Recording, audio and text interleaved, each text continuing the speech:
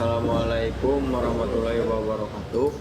Kami dari kelompok 3 diberi tugas oleh Ibu Susi mata pelajaran sejarah untuk mewawancarai Bapak Henry Rahman. Wawancara tentang masa pemerintahan kebijakan Orde Baru tentang budaya. Kenalkan, nama saya Sami Muhammad Haikal. Nama saya Hafiz Fatul Rahman. Nama saya Rizky Fadilah.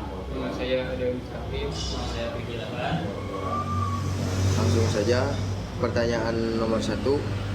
Bagaimana kebijakan pemerintah Orde Baru terhadap budaya Tionghoa? Budaya Tionghoa.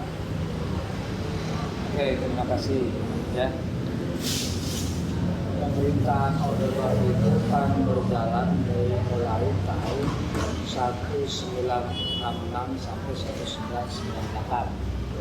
Artinya yang memegang pemerintahan tersebut yaitu pada waktu pemerintahan Presiden Soeharto. Mana Presiden Soeharto itu konser pada bulan Mei tahun 1998. Adapun tentang kebijakan yang berkaitan dengan nilai-nilai budaya pada masa Orde Baru, kita tahu kan pada waktu pemerintahan Presiden Soeharto itu ada istilah empat ya, tentang kegiatan yang menanamkan nilai-nilai luhur Pancasila ya, di mana pemerintah benar mengedepankan pedoman penghayatan dan pengawalan Pancasila. Di mana dalam keempat tersebut ada nilai-nilai luhur atau nilai-nilai budaya yang dikembangkan. Salah satunya budaya gotong royong, budaya saling menghormati, budaya tidak menyinggung suku-suku yang lain. Yang berkaitan dengan SARA itu sangat ditekankan sekali pada pemerintahan Orde Baru. Yang kedua, tentang nilai-nilai budaya itu pemerintahan Orde Baru sangat ketat. Itu terlihat di mana pemerintahan Orde Baru ketika ada insan-insan budaya ataupun film yang membuat produk tentang film tentang budaya itu pengawasannya sangat ketat. Artinya di sini ada sensor yang dilakukan oleh pemerintah terhadap budaya atau produk-produk hasil budaya tersebut.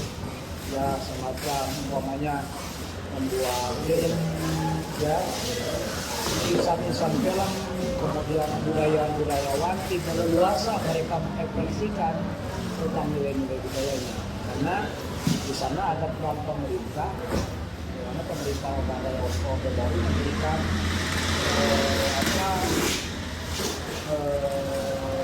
filter yang sangat kuat dan sampai itu kebanggasan dan membuat sebuah termasuk film-film yang kritik, yang mengkritisi tentang pemerintah itu mereka tidak bebas begitu saja. Karena kalau ada sesuatu yang bertentangan dengan kebijakan pemerintah, otomatis pemerintah langsung mengkanter produk-produk budaya tersebut. Itu gambaran sedikit tentang budaya di masa pemerintahan.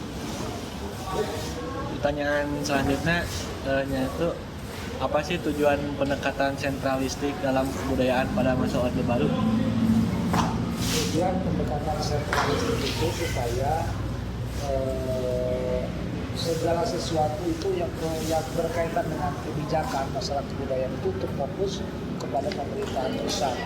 Jadi pemerintahan daerah ataupun orang-orang yang aktif di dalam budaya itu tidak diberikan ruang yang bebas, ya, tidak diberikan ruang yang bebas tentang budaya tersebut. Jadi kebijakan yang berkaitan dengan budaya itu harus menginduk, harus mengacu kepada pemerintahan pusat karena sifatnya sentralistik.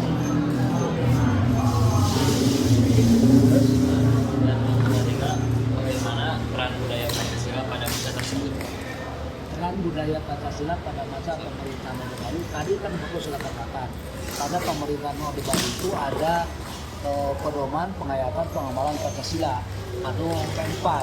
Nah, pada pemerintahan Orde Baru itu seluruh pendidikan memulai anak mau masuk SD, mau masuk SMP, mau SMA, termasuk perguruan tinggi, selalu ditekankan tentang P4, pedoman penghayatan pengamalan Pancasila, supaya nilai-nilai luhur Pancasila itu berbekas di setiap peserta didik ataupun mahasiswa.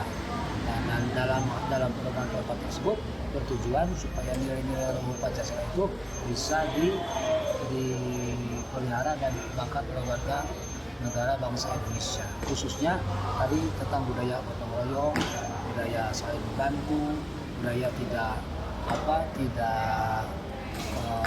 mencampuri atau melecehkan budaya-budaya provinsi atau daerah-daerah yang lainnya. Pertanyaan yang keempat, apa saja kebijakan sosial budaya yang diterapkan Orde Baru?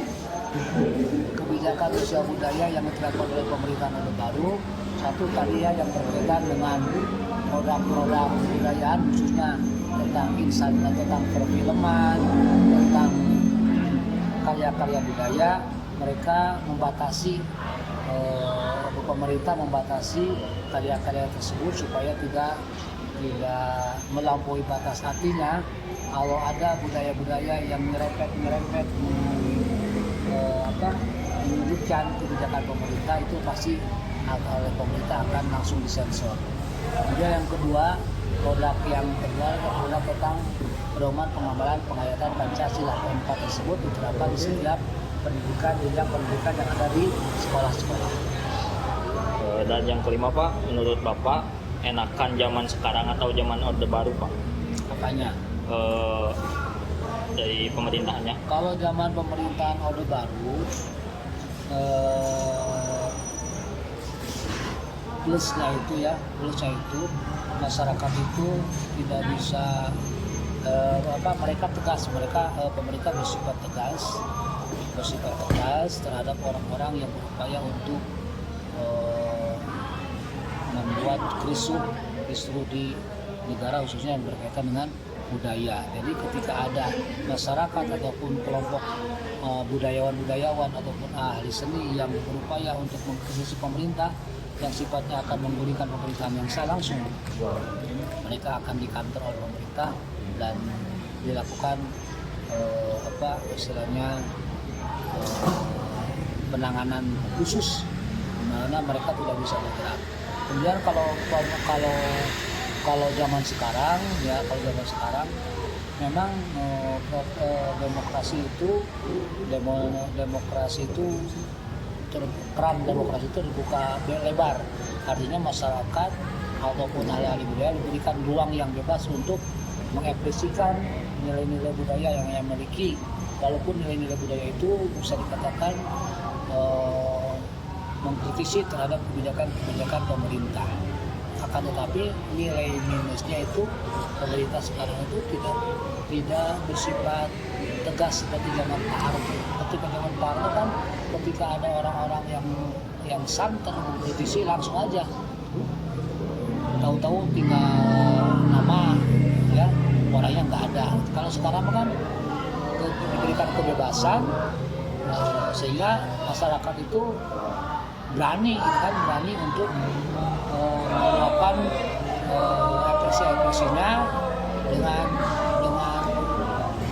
segala yang dia inginkan. Tapi sayangnya kebebasan yang sebebas-bebasnya dibuka oleh pemerintah itu menyebabkan pemerintah sendiri tidak bisa berkutik dengan kebebasan yang dia lakukan. Harusnya pemerintah itu memberikan batasan-batasan tertentu kepada masyarakat untuk menyampaikan hal-hal dalam pengkritisian terhadap kebijakan pemerintah. Untuk ada lagi? Sudah Pak, ya terima kasih banyak sudah ingin diwawancarai oleh kelompok kami.